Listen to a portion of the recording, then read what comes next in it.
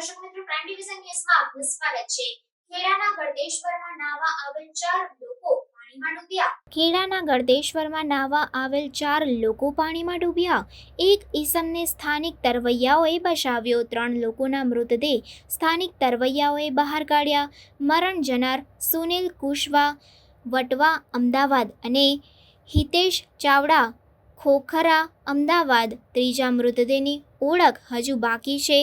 Sevaliya police ઘટના સ્થળે પહોંચી આગળની વધુ કાર્યવાહી હાથ ધરેલ છે. મૃતદેહોને પોસ્ટમોર્ટમ અર્થે સેવાલિયા સરકારી દવાખાને લવાયા. 9 જેટલા મિત્રો અમદાવાદથી આવ્યા હતા ગળતેશ્વર નાહવા માટે. મહીસાગર નદીમાં ડૂબતા મિત્રોને બચાવવા એક બાદ એક મિત્ર એમ 4 મિત્રો થયા હતા પાણીમાં ગરકાવ. ગરકાવ થયેલા 4માંથી સ્થાનિક તરવૈયા દ્વારા 3ના મૃતદેહ બહાર કાઢવામાં આવ્યા.